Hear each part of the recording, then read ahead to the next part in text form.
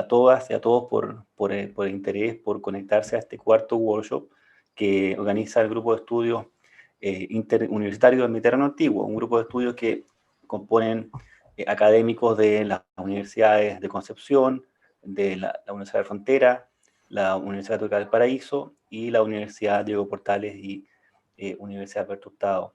Es un grupo que nació en Chile y ha venido haciendo una serie de encuentros a partir, obviamente, de lo que es la pandemia y la actual contingencia virtuales que han tenido bastante éxito en el sentido de que mucha aceptación y bastante seguimiento por parte de los académicos que nos dedicamos a la historia antigua.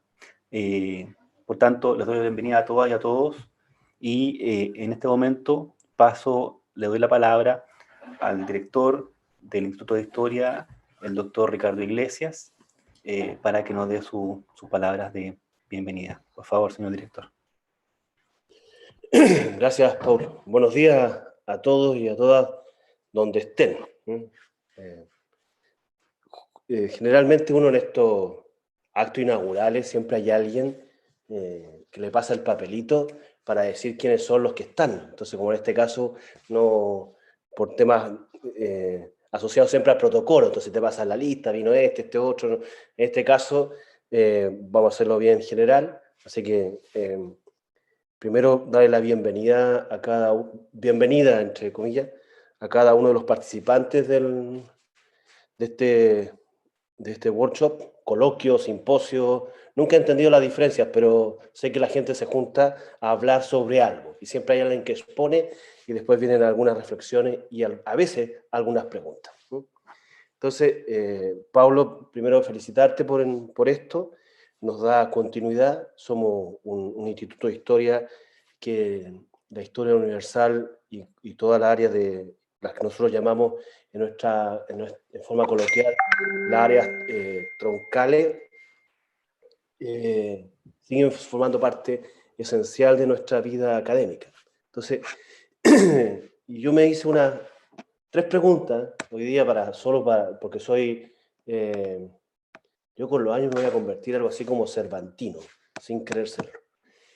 Había tres cosas que uno se pregunta por qué todavía estudiar a los griegos, ¿no? Entonces uno podría desde el día hacer una lista de tantas cosas, pero me puse en el siglo XVI, XVII, probablemente el libro más conocido en el mundo, pero probablemente el menos leído, que es el Quijote. Y ahí empecé a buscar algunos pasajes en el Quijote sobre el mundo antiguo. Y había tres cosas que Cervantes, el Quijote, que siempre es una mezcla que se nos pierde, había tres cosas que me parecieron notables, que yo creo que pueden ayudar en algo. Respecto al arte, y sabemos, voy a leerlo textual porque me parece más interesante. Y sabemos también, nos lo dice Don Quijote, que cuando algún pintor quiere salir famoso en su arte, procura imitar los originales de los más únicos pintores que sabe. Y esta misma regla corre por todos los más oficios o ejercicios de cuenta, que sirven para adorno de la república.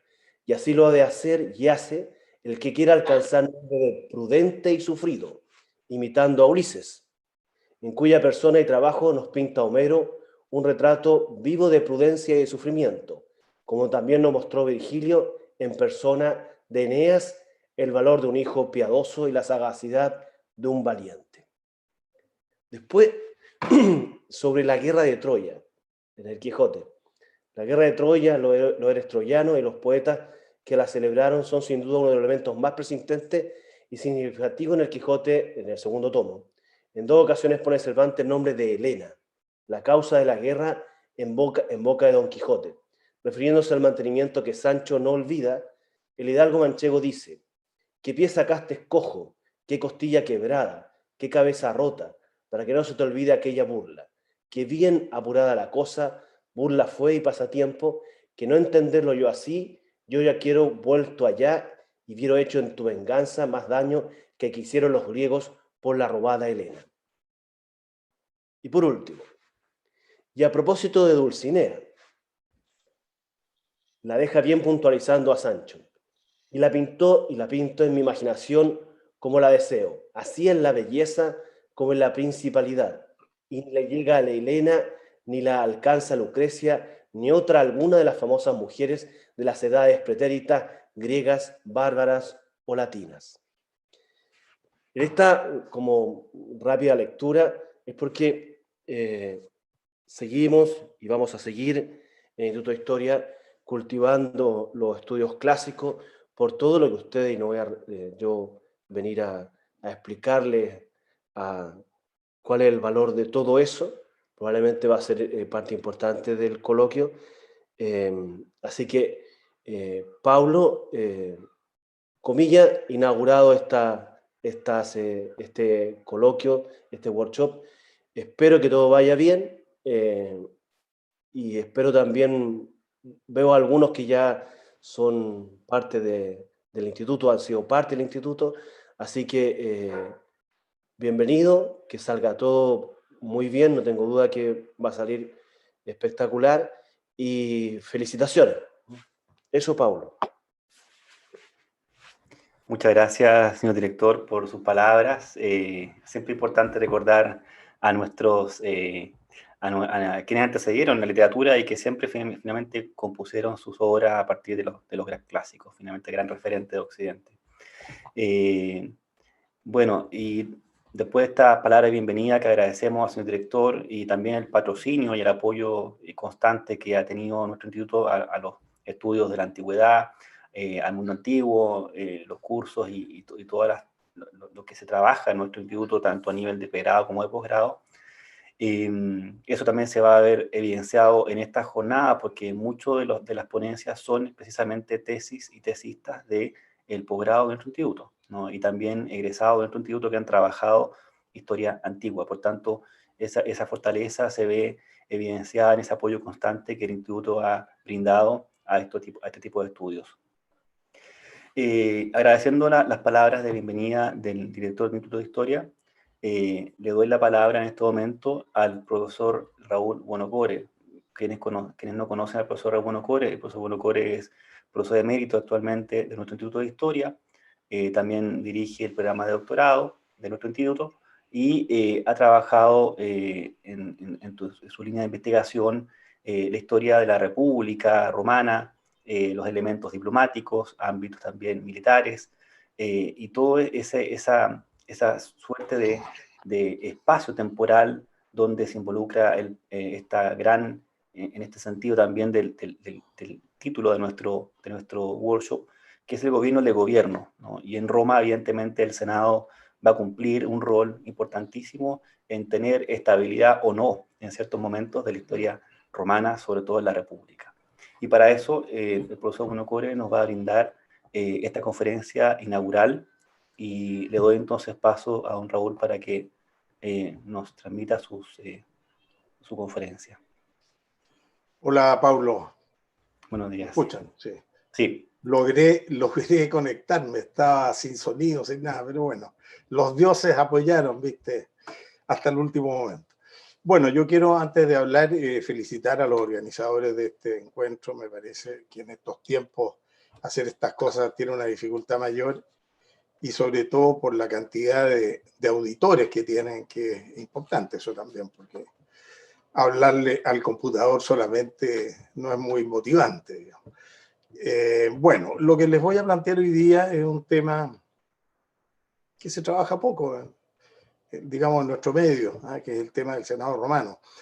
Hay trabajos bien importantes que se han hecho, sobre todo en el siglo XX y a finales del XIX, el trabajo de Willems, por ejemplo, un trabajo macizo, impresionante, que yo tuve el gusto de trabajar cuando estuve en Pisa.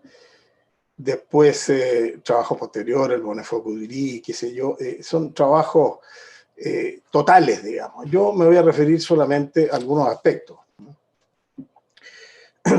Bien, entonces vamos al grano. El Senado es desde los orígenes, probablemente desde la monarquía, mucho más que un simple consejo del rey. Compuesto por los patres, vale decir, los jefes de la gens, era realmente un foro de potenciales reyes. Era la fuerza de los grupos individuales que finalmente decidían sobre el poder. Un ejemplo que sobrevive es la institución histórica del interregnum, que estaba regulado por el orden estatal según el principio de la alternancia en el ejercicio del poder real. Pero es posible que en los periodos más antiguos se impusiera la ley del más fuerte. Naturalmente, en las etapas posteriores se dieron cambios en la composición del Senado y en sus funciones. Si pensamos que en los 2 primeros siglos, desde la fundación de Roma, era un pequeño estado, no era más que algunas aldeas dispersas sobre las colinas que se elevaban sobre el Tíber, comenzando por el Palatino, que fue el establecimiento más antiguo. La población no superaba unos pocos miles en un territorio que a lo más llegaba a unos 150 kilómetros cuadrados, incluyendo todo el Ager Romanus Antiquus, vale decir, las tierras que se extendían sobre la llanura o los valles. En esta época ni siquiera era la ciudad más grande del territorio etrusco-lacial. Esta pequeña ciudad tenía primero que convertirse en la dominante del Lacio, después extender su poder en Italia, para finalmente encontrarse y chocar con potencias extranjeras, arreglándoselas para salir victoriosa después de guerras despiadadas como las guerras púnicas, echando las bases del expansionismo ultramarino hacia Occidente y Oriente y la consecuente transformación en un imperio. En este largo y esforzado y dramático proceso histórico, el organismo que llevó las riendas de las políticas fue el Senado. ¿Cuáles son las causas de esto? Podrían estar en las modalidades para la formación de este organismo, que a través de la historia sufre cambios profundos y que se transformó de ser originalmente la restringida asamblea de los patres, la aristocracia patricia, en la asamblea de la nueva aristocracia patricio-plebeya, cuyos senadores eran elegidos entre los magistrados, los que a su vez eran elegidos por los comicios según una jerarquía de los cargos que las leyes establecieron. Para el éxito del Senado, no podemos solo buscar una respuesta en las formas de gobierno o en la Constitución de la República.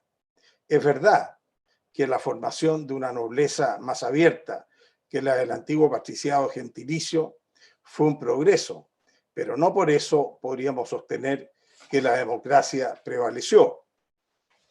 En la época de la expansión imperial cambian profundamente las relaciones económicas, la moral y los ideales. Sin embargo, al parecer, las tradiciones, o al menos algunas de ellas, sobreviven en la literatura.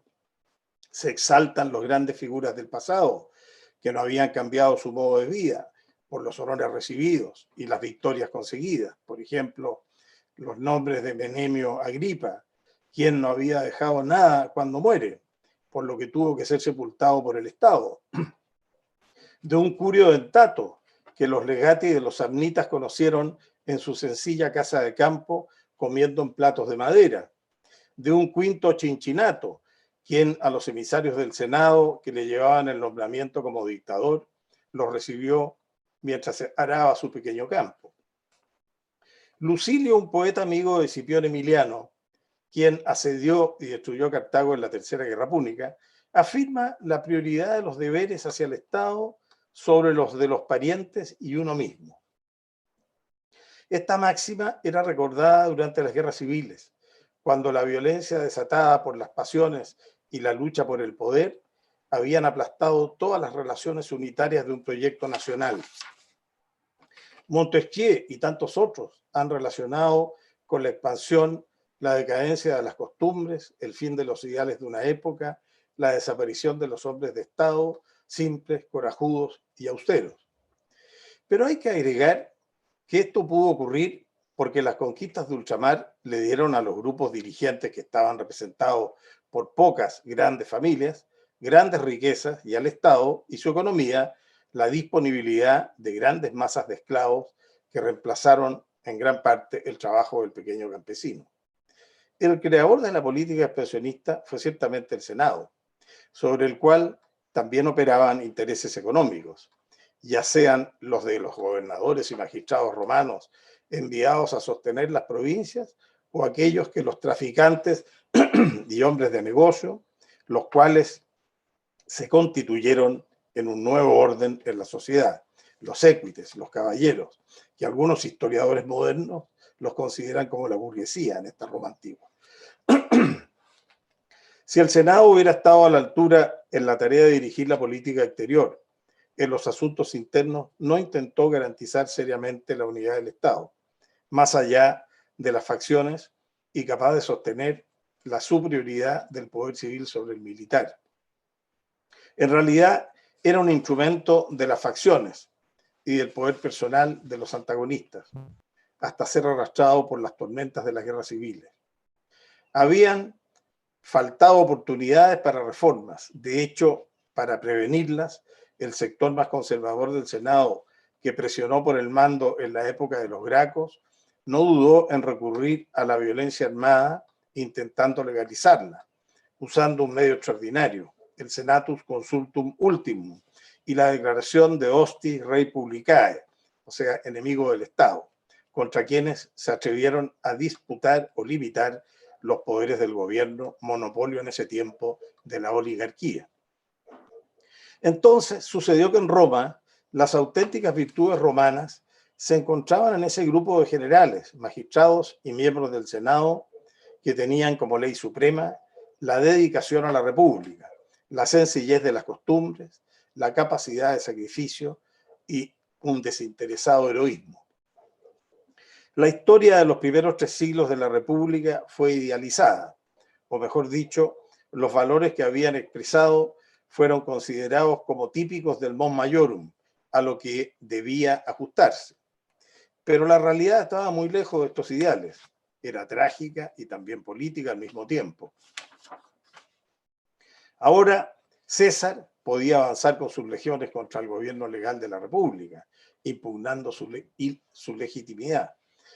Esos tiempos ideales comenzaban a quedar atrás, en los cuales se ven episodios en el que los galos, cuando en el 390 invaden Roma, se encuentran con una suerte de asamblea solemne e inmóvil de viejos senadores, hasta que uno de ellos, Marco Papirio, reacciona desdeñosamente ante el acto de un galo de acariciar su larga barba. Lo golpea en la cabeza con un cetro de marfil, lo que provoca la ira de los invasores y la posterior masacre. La moral de la historia es clara. No era tolerable para un viejo senador que un bárbaro osara faltarle el respeto. Es probable que la tradición se alimentara de antiguos recuerdos que eran transmitidos generación en generación, mostrando las antiguas costumbres. Es lo que se ha llamado una épica nacional, popular, con episodios quizás inventados con el paso de los siglos, pero que ayuda a comprender mejor las causas de la vitalidad de una institución y su recuerdo a través de los siglos, y también en la comparación con la realidad, causa de su decadencia. En el siglo II a.C. se inicia la crisis, el momento en que el Senado no permitía a los comandantes militares actuar en sus propios términos, estaba atenuándose hasta la nueva realidad del imperio, ante la nueva realidad del imperio que se perfilaba. Esta entraba en contradicción con la política de militarización de las magistraturas iniciada durante la Segunda Guerra Púnica, la que se había constituido como parte de las tradiciones romanas a partir de estos momentos. La idea de imperio aún estaba lejana, aun cuando en algunas familias, como la de los Escipiones, al parecer ya comenzaba a ser una opción. El peligro que algunos jefes militares, autores de proezas memorables, pudieran aspirar al poder personal, se convierte en la ocasión para acusarlos de affectatio regni, aspiración a convertirse en rey, crimen gravísimo castigado con la pena capital. En tiempos de la crisis, y en especial durante las guerras civiles, el Senado, dividido y débil, no estaba en condiciones de impedir la catástrofe. Si aristócratas republicanos intransigentes como Bruto, si aristócratas republicanos intransigentes como Bruto esperaban salvar la libertad aristocrática con el cesaricidio, estaba claro que una buena parte del Senado no quería ser salvada, como tampoco las masas populares, muy distintas a la antigua plebe, que veían en la República algo así como un régimen corrupto de oligarcas. El que iba a salir victorioso en la última guerra civil, me refiero al joven Octavio, podía jactarse que 700 senadores habían luchado a su flanco, entre ellos 83 consulares. Como es sabido, en la fundación del nuevo régimen, del Principado, entre las razones más populares de la propaganda estuvo la exaltación de la tradición nacional, la idea de una Roma predestinada al dominio mundial y de los héroes de su historia que le habían dado la grandeza con las virtudes militares y civiles de estos. Esto lo podemos comprobar en la literatura de la época. Pensemos en Tito Livio, en Virgilio y en Horacio. Con Octavio convertido en Augusto se inicia una nueva época en la cual el equilibrio entre los poderes es profundamente distinto. Cualquiera sea la definición que se le quiera dar al nuevo régimen, es indudable que el centro del poder no será más el Senado o los magistrados, sino el emperador. No creo que sea este el momento para discutir sobre la definición del Principado. Si hay una restauración de la República o una monarquía con formas republicanas. En esa interminable discusión, muy seguido, los aspectos más bien formales y jurídicos han terminado por deformar o esconder la realidad social y política del imperio, hasta llegar a afirmar que la restauración de la República implementada por Augusto consistiría solo en la vuelta a la legalidad. Yo me limitaré a examinar la posición del Senado en esta época.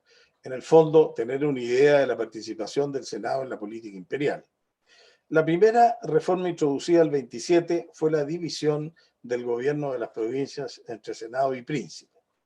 En el relato de Dion Casio, que es la fuente más importante sobre el tema, a Augusto se le concedió las provincias no pacificadas, en las cuales había fuerzas militares, y al Senado el resto.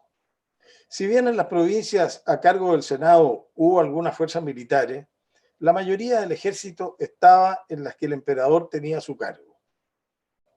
Las provincias tenían gobernadores nombrados por el Senado, del rango más elevado, procónsules, si eran senadores, y los imperiales eran gobernados por enviados del emperador, legati Augusti pro praetore, vale decir, con un rango inferior.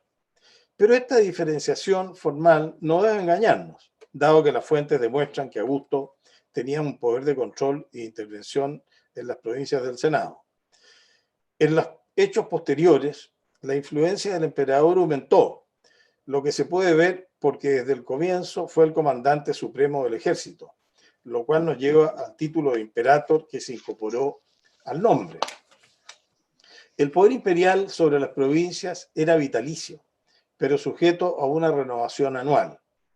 También la dirección de la política exterior, las decisiones sobre la guerra y la paz, las misiones diplomáticas, lo mismo ocurría con la regulación y organización de territorios problemáticos, para lo cual las decisiones a tomar ya no estaban en manos del Senado, quedando en sus manos como consejo opinar y proponer al príncipe soluciones, pero era este último quien tomaba la decisión definitiva.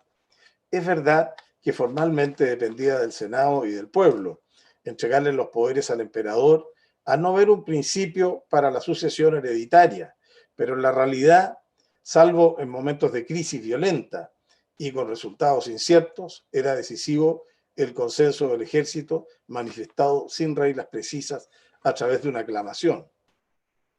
Era imposible un conflicto entre un Senado sin poder militar y el ejército, que además se cohesionaban alrededor de su jefe. Es cierto que el Senado, de frente a la opinión pública, mantuvo la dignidad de los buenos tiempos de la República, y Augusto, en su política de recuperar los valores tradicionales, actuó en esa dirección. Pero no es suficiente estar rodeado de honores formales, ni menos de estar participando en la dirección del Estado o tener todavía una cierta libertad de palabra, como fue en los primeros tiempos del imperio.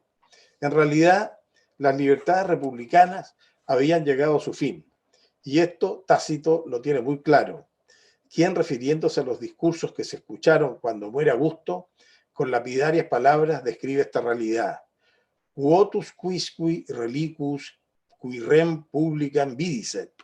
¿Quiénes quedaban que hubieran conocido la República?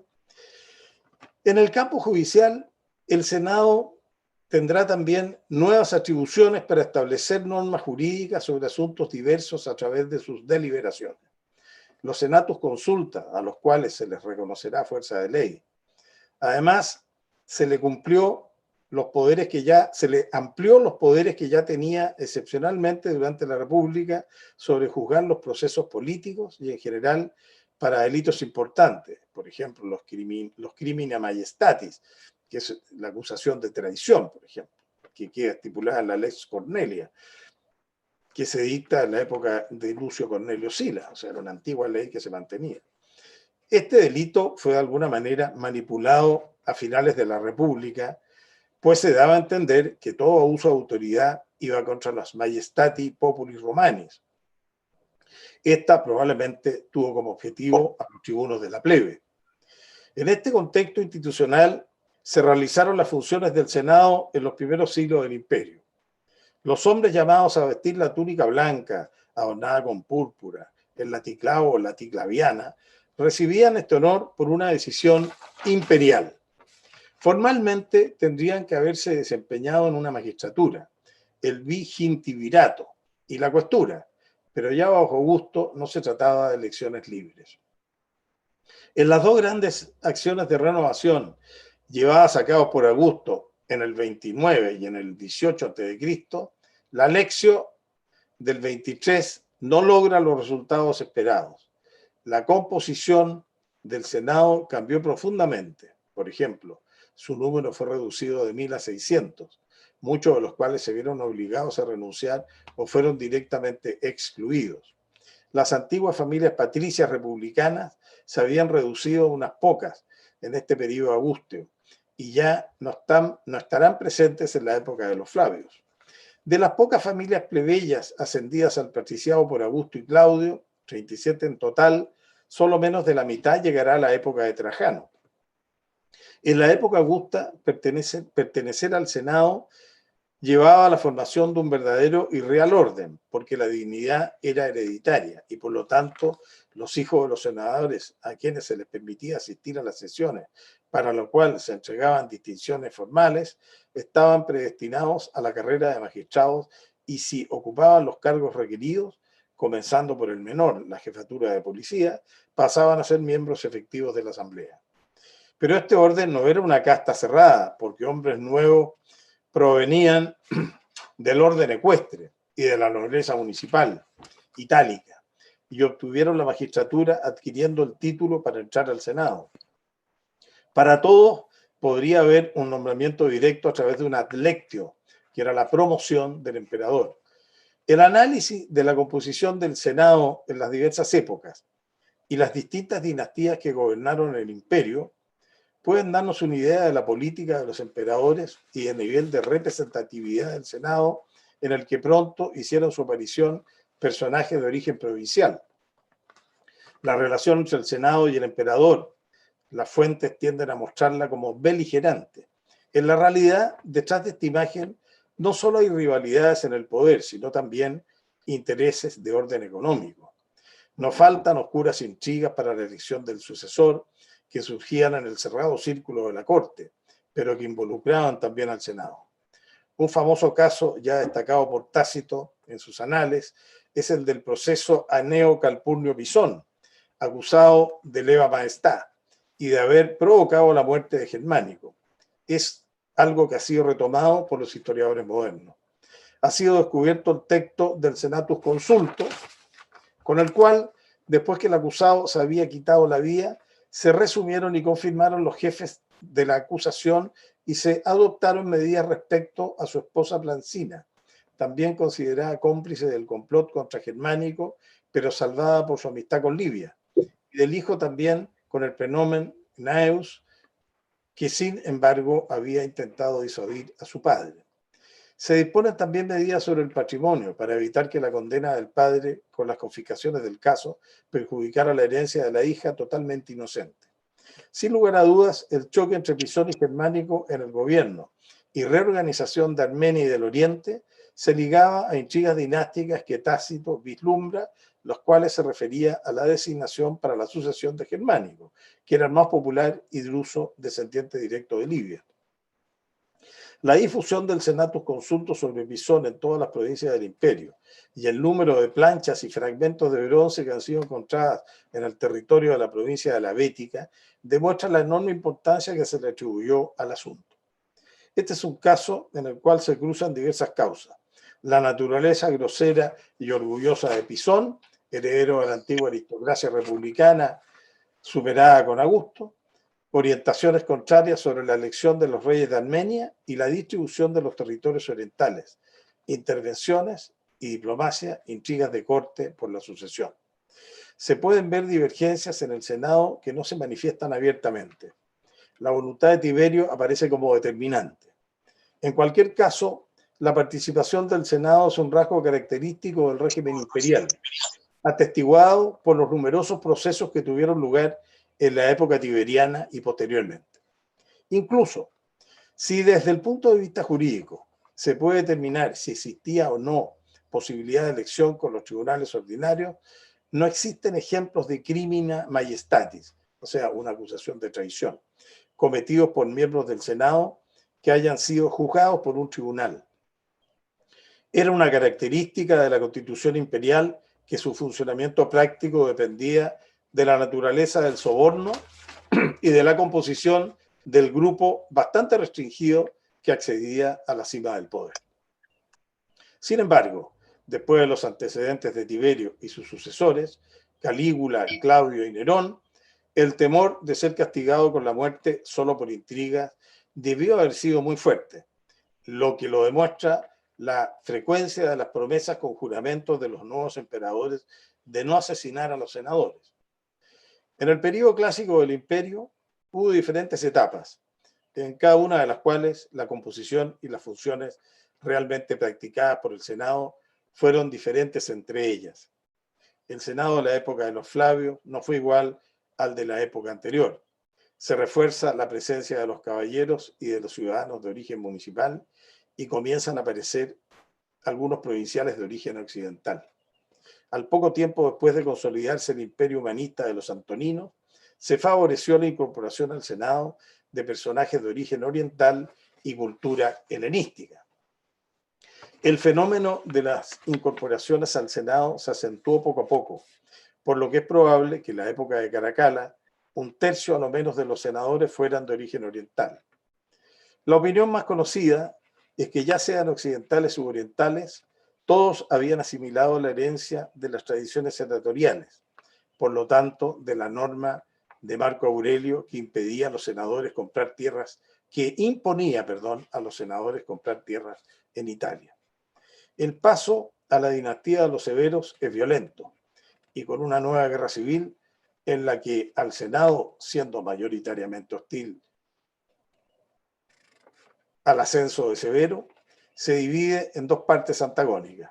La primera se agrupaba en torno a las tradiciones aristocráticas, apoyando la superioridad del Senado contra los principios militares.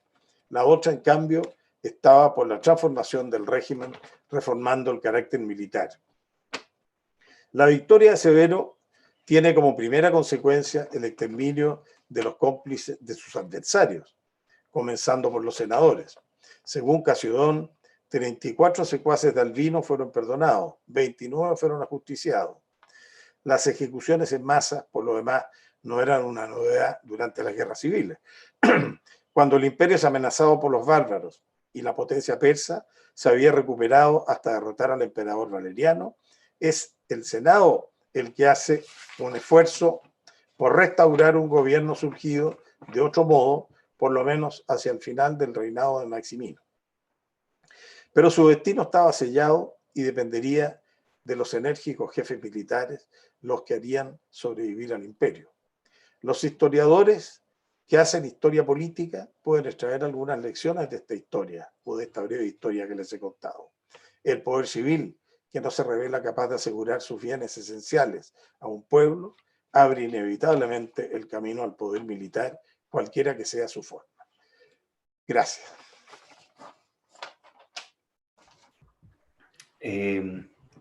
agradecemos al profesor Bonocore por su excelente conferencia. Precisamente este es el tema que el grupo de estudios GEIMA se propuso para este año, considerando bueno, la cantidad de eventos, de revueltas y problemas de gobierno que están ocurriendo en todo el mundo, la verdad.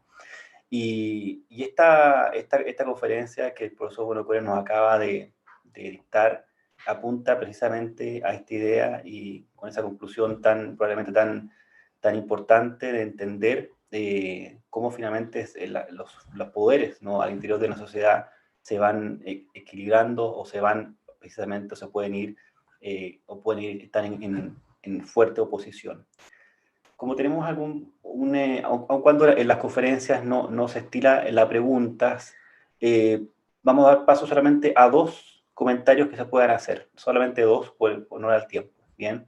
Por tanto, abro la pregunta, el espacio para preguntarle al profesor Bonocore o comentar algo respecto a la conferencia, ¿bien? Solamente 2. Hola, muchas gracias, profesor, y también a usted, señor. Me llama mucho la atención que cómo la República o el Imperio Romano no haya podido ampliar su zona de influencia, tal vez más allá del territorio mesopotámico, siendo que pudo también enfrentar a potencias mediterráneas de peso, como pudo haber sido los reinos sucesores de Alejandro Magno, como los Ptolomeos o los reinos seleucidas, siendo que ellos también tenían una buena cimentación política y militar, pero no pudieron más allá contra los reinos sucesores de los persas, como serían los partos o los sasánidas. ¿Por qué no se pudo dar como ese escenario de avance? Muchas gracias. Bueno, entramos en el terreno de la adivinación, digamos así. Pero mira, tú tienes que pensar que Roma tiene una historia de más de 1000 años, Roma de Occidente. Y eso necesariamente lleva un desgaste también, ¿no? Sobre todo en el periodo que va desde el siglo III después de Cristo hacia adelante. Roma ya está bastante desgastada internamente y eso la debilita hacia el exterior. Y por otra parte, si tú piensas, a pesar de que el postulado romano era el de un imperio infinito, sin límites, digamos así, en el Oriente sobre todo había grandes culturas y pueblos bastante poderosos, digamos así, ¿no? Militarmente, políticamente, culturalmente, por lo tanto, no era tan sencillo, ¿no? Apropiarse del mundo, digámoslo así, ¿no? Y efectivamente los partos, como tú señalas, fueron una clara señal de que las cosas no iban a ser tan fáciles, digámoslo así. Así que de alguna manera eso es como un llamado a atención, digámoslo así, ¿no? Si bien se recuperan los estandartes, ¿no es cierto?, que se pierden en la batalla, en la gran batalla, ¿no es cierto?, contra los partos, la pierde Druso, ¿no? No. Gracias. Exacto, Craso. No, no hay aparentemente mayor interés por expandir, sino que por mantener controlada la frontera, más que nada, ¿eh? Y las fronteras romanas eran móviles en este caso, ¿no? No habían fortificaciones, sino que había más bien puestos de avanzada, ¿no? Había guarniciones, por supuesto, pero no era como fue en Francia en la guerra, en la Segunda Guerra Mundial, la línea Maginot, digámoslo así, ¿no? Sino que era frontera bastante transparente, digámoslo así, ¿no? Había, de hecho, un tráfico hacia adentro ya se fuera bastante intenso, tipo comercial, cultural, en fin. y eso se ha podido ver sobre todo en otras partes, por ejemplo en el Danubio, ¿no es cierto? Se han encontrado tumbas donde se ven objetos romanos y también objetos bárbaros, digámoslo así, en ambas partes, ¿no? Lo que significa que efectivamente hubo una integración. Yo pienso que es eso, más que nada, y la debilidad también, y las dificultades que significa gobernar un imperio tan vasto con los medios que había en esa época, ¿no? Hay emperadores que están más bien fuera de Roma que en Roma, por ejemplo, recorriendo el imperio, o sea, son viajes muy largos, ¿eh? No es tan sencillo, digamos, mantener un control ya de los territorios que se dominaban, digamos así. Se ha escrito bastante sobre esto, ¿ya? Después, si quieres, por interno te puedo dar algunas lecturas que te puedo aconsejar. Por favor, muchas gracias. Y también podría ser el hecho de que los partos tenían una buena organización política y militar como muy compacta, digamos, y el hecho de que la propia Roma, la metrópoli, estuviera tan alejada de ese territorio oriental, o el mismo poder que sería el propio emperador o esa figura, yendo a todas partes y no estar en ese espacio completamente no facilita el avance romano. Por supuesto, todos esos son argumentos que fijas que tienen un cierto valor. Hay que ir viendo caso por caso qué es más relevante en algún momento que en otro, te fijas, pero indudablemente que todos esos argumentos son usables, digámoslo así. No te puedes olvidar que los partos vienen de la antigua tradición persa, te fijas, o sea, hay una historia militar detrás muy potente. No son aprendices, digámoslo así. Son grandes guerreros y por lo tanto, bueno, en una guerra abierta, te fijas, por muy potente que haya sido el ejército romano, por muy organizado que lo haya sido, indudablemente que la derrota siempre es una posibilidad, y eso ocurrió. Gracias, Dante, Gracias. por su participación. No, muchas gracias. Bien. Bueno, para finalizar, yo abro el debate para una sola pregunta más o un comentario que alguien quiera hacer de nuestros participantes, al profesor Buonocore, que ha dado, como ya ha dicho, esta conferencia de inauguración a nuestro workshop y que efectivamente ha dado algunos elementos e ideas sumamente interesantes para entender el fenómeno de la crisis dentro del contexto del Estado y cómo se organiza el Estado. El profesor Daniel Nieto quiere hacer una pregunta, por favor, Daniel. Gracias, Pablo. Bueno, primero, muchas gracias, profesor Buonocore. En realidad me gustó mucho la presentación y más que preguntarle algo específico de lo que usted dijo, yo quiero preguntarle su opinión. Porque yo sé que además de que usted ha estudiado los temas del Senado, ha estudiado mucho la monarquía, ¿ah? Y la ha estudiado también en función allí de la política exterior, la diplomacia. Y yo tengo una pregunta que quisiera saber su opinión en función de algunas lecturas y en función también del mito, porque en estos traspasos entre la monarquía y la república, o en esta época arcaica romana, obviamente el Senado o la República construye una imagen muy negativa sobre Tarquinio el Soberbio, quien se erige finalmente como el paradigma del tirano, ¿no? Y muy probablemente allí hay una animosidad creada en función de proteger ciertos intereses senatoriales y ciertos intereses que obviamente van desde el mundo aristocrático, más allá de esta figura monárquica. Pero cuando uno observa, al menos a mí me llamó la atención Dionisio de Halicarnaso, por ejemplo, en la figura de Tarquinio,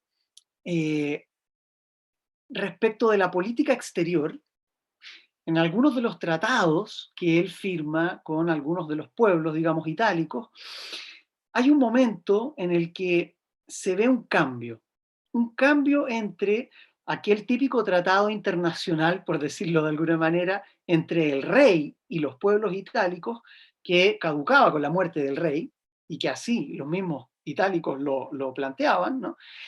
Y en Tarquinio el Soberbio, en cambio, uno puede observar algunos casos donde se firma un tratado en un escudo, no recuerdo con cuál de los pueblos es, ¿ah? Pero se firma en un escudo recubierto con cuero, etcétera. Y curiosamente, cuando es expulsado el rey, el pueblo o los pueblos con los que Tarquinio firma este tratado reconocen, digamos, el tratado luego con Roma como una entidad, ¿no? Como una entidad que ya no descansa, en la que ya no descansa solo este tratado en el rey, sino más bien como en una figura abstracta del Estado, entendiendo que no podemos hablar del Estado en esta época, pero todos aquí me entenderán lo que quiero decir. La pregunta que yo le quiero hacer es, usted a través de las fuentes, de la lectura, del estudio también de la diplomacia, de la política exterior, ¿ve alguna progresión del poder que se vaya traspasando desde estos reyes al Senado? Lo pregunto porque parece como extraño que el cambio del poder haya sido abrupto, ¿no? Que del 510 al 509 haya habido un traspaso entre el poder del monarca y el Senado. Entonces, probablemente hubo ciertos traspasos sucesivos, como los hubo en la época de Augusto, ¿no? Que él, al contrario, fue adquiriendo el poder. ¿Usted ha visto, ha percibido este traspaso en las fuentes, en la política exterior, en los tratados o bien en el desarrollo mismo de este cambio entre monarquía y república? Es una pregunta muy, muy amplia y en realidad es para saber su opinión, así que si es que ha hecho una lectura de ese tipo, ¿no? No sé qué opina usted al respecto. No es fácil de responderlo, la pregunta en todo caso, ¿no? Pero lo que pasa es que depende mucho de la función que tuvo el Senado en la monarquía y la función que tuvo el Senado después en la... Hay una situación que es real. El patriciado gobierna y por lo tanto los reyes son también, por lazos de parentesco, por complicidad en un montón de cosas, miembros de una sola clase, digamos, política, que sería el patriciado. Aun cuando hay reyes etruscos, pero sabemos que los reyes etruscos, como el caso de Tarquinio, por ejemplo, sabemos que el patriciado etrusco tiene una relación bastante cercana al patriciado romano. Quizás por cuestiones de tierra, ¿no es cierto?, por lazos de parentesco, en fin, hay nombres muy arcaicos que son bastante sospechosos y se piensa que pueden ser etruscos en algunos de ellos. Pero son cosas bien difíciles de poder determinar, porque además sabemos que se basan en una historia, ¿no es cierto?, del siglo I, que está hecho en base, ¿no es cierto?, a historiadores anteriores, pero cuya obra no se conoce totalmente, y por lo tanto, tú sabes que hay historiografía, ¿no es cierto?, moderna que simplemente reniega esa historiografía, la considera una historia basada en la leyenda que no tiene ningún valor, digámoslo así. Cosa a mi juicio muy discutible, pero eso yo lo he visto en Congreso, que ocurre, digámoslo así, ¿no? Entonces, eso habría que decirlo en una primera cosa. Es decir, los reyes de alguna manera tienen una relación bastante fuerte, antigua, ¿no es cierto?, espiritual, psicológica, como tú quieras llamarla, con el Senado, porque todos forman la misma familia política, digámoslo así. Ahora, indudablemente que en su funcionamiento es distinto. El Senado durante la monarquía es un consejo consultivo, digamos, solamente. Es un poco lo que va a ser después en el imperio, digamos, ¿te fijas? A pesar de que en el imperio, como vimos, va perdiendo cada vez mayor fuerza eso, ¿no? En la medida que los emperadores son más absolutos, digámoslo así, ¿no? Ni pensar, por ejemplo, cuando se divide el imperio, va a haber 2 senados, ¿te das cuenta? Y eso es mucho más complejo todavía. No quise ni tocarlo eso porque es muy difícil de resolver. Pero en este periodo, claro. Ahora, en el periodo monárquico la política exterior la lleva el rey. En la República estas funciones van progresivamente pasando a manos de los cónsules, pero después ya definitivamente en manos del Senado, ¿no? Los tratados tienen un valor tremendo, no solamente por el que los contrae, sino porque están basados en un derecho que es un derecho ritualizado. No te olvides que hay un colegio sacerdotal, que es el colegio de oficiales, que es el que sella los tratados. Y hay una ceremonia, ¿no es cierto?, religiosa, en la cual el tratado se jura ante los dioses. Por lo tanto, no es solamente un tema legal, es sobre todo un tema religioso. ¿Te fijas? Ahora, sabemos que eso ya a finales de la República tampoco se va a respetar mucho, digamos, pero en este periodo es así. Por lo tanto, el valor del tratado no es en cuanto solamente al que lo hace posible, sino que es también, sobre todo, porque frente a los dioses, ¿te fijas? Que hay que respetarlo. Y eso, en la monarquía y en la Primera República, digámoslo así, hasta el siglo III, es así. A mi juicio es así. Y eso es lo que mantiene tan sólida la política exterior de Roma en ese periodo, digamos. Después, claro, eso va a variar, indudablemente. Van a haber pasado 5 siglos, te fijas, desde que parte Roma. Digamos, si aceptamos, volvemos al tema, ¿no es cierto?, la fecha de fundación y todo el asunto. Pero indudablemente que es una tradición que hay en el mundo latino, así que podría ser anterior incluso. En cambio, en el mundo etrusco no están claros. Tú no tienes datos tan precisos que hablen de alianzas contraídas, ¿no es cierto?, con estos recursos jurídicos y religiosos tan claros, ¿no? Y no es que los etruscos no hayan hecho tratados, porque efectivamente lo hicieron. La mayor demostración de eso es el famoso tratado que encuentra Palotino en Pirigi, en que están estas láminas de oro, con el tratado que hacen los etruscos con los cartagineses, por ejemplo.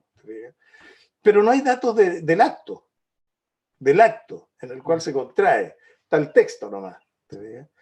Entonces no sabemos hasta qué punto eso tenía una función también más allá de la norma, digámoslo así. No sé si va por ahí lo que tú respondías, ¿o no? Lo que tú preguntabas. Sí, no, yo creo que usted lo que dijo respecto del tema religioso, yo creo que eso permite explicar bastante bien ese respeto por el tratado, cómo va cambiando. Pero sí, creo que todos los puntos que me dijo me aclaran. Era saber su opinión justamente, porque sé que conoce bien el periodo. En general es importante porque fíjate que el tema de los tratados ha sido muy estudiado en el siglo XX por los historiadores del derecho, más bien. Y esa parte como religiosa como que la dejan un poco de lado, por una cuestión de formación, lógicamente, ¿no es cierto? Se acentúa mucho el papel del derecho, pero indudablemente que hay detrás un aspecto moral, de respeto a lo que se contrae, y eso tiene que ver con algo que se ve frente a los dioses, digámoslo así. Eso lo trabaja muy bien Dimesil, aun cuando Dimesil no trabaja ese tema, digamos, ¿no? El tema de los tratados y las relaciones, pero la importancia de lo religioso es interesante eso. Bueno, últimamente también Cheat, ¿no? Este historiador francés, no sé cómo se pronuncia exactamente, si Cheat o Child, o no sé. Quizás Juan Pablo nos podría decir mejor, pero porque es como un nombre anglosajón en un francés, digamos, ¿no? Entonces no se sabe nunca cómo se pronuncia, digamos. Pero bueno, eso. Bien, agradecemos a los estudiantes, al profesor Nieto por su intervención y a las respuestas del profesor Bonocore. Estamos en la hora, vamos a dejar hasta acá y quiero dejar invitado a todos los participantes a las siguientes mesas que van a comenzar. Esta es la conferencia inaugural. Las mesas van a tener un tiempo más limitado, de 1 hora, donde van a haber 2 ponencias en 1 hora. Comenzaremos a las 11 de la mañana con la ponencia del doctor Néstor Urrutia, la venta de Roma, la acción política y la evidencia del gobierno en una etapa de crisis. Y luego la ponencia del señor Nicolás Pena, la adivinación popular en el siglo I, un peligro para el poder político romano. Y por la tarde, a las 3 de la tarde, continuaremos con la segunda mesa de este día martes, que la encabeza el señor Juan Pablo Prieto, con la ponencia Bárbaros, Beneficencia y Libertad, gobernar en Grecia durante las guerras romanas a través de sus inscripciones, 211 al 167 a.C., y culmina esa mesa la señorita Constanza Gómez, con la Tenayon Politeia del Pseudogenofonte, una propuesta de análisis. Estas son las actividades que están propuestas para el día de hoy, martes, y todos los presentes pueden conectarse con el mismo link que recibieron a la hora señalada en el programa. Nuevamente le dejamos y me doy al profesor Buonocore el agradecimiento por esta excelente conferencia, además por su apoyo permanente y el respaldo a estas actividades que organiza este grupo de estudios, porque sabemos que no somos tantos los que en Chile nos dedicamos a la historia antigua. Por tanto, este tipo de actividades son un refresco a la academia, a mostrar la fortaleza que tenemos, quizás una generación que está tomando de alguna manera lo que hicieron grandes profesores en Chile desde ya de la década de los 50 y mucho antes en nuestro país. Por tanto, hay una tradición de historia antigua que debe ser trabajada y continuada con este tipo de rigor y con este tipo de disciplina. Por tanto, agradezco al profesor Buonocore por ese constante apoyo a nuestro grupo de estudios y a las actividades que nuestro instituto siempre ha realizado. Por tanto, dejamos hasta aquí este inicio con esta conferencia inaugural y agradecemos a todos los asistentes su participación.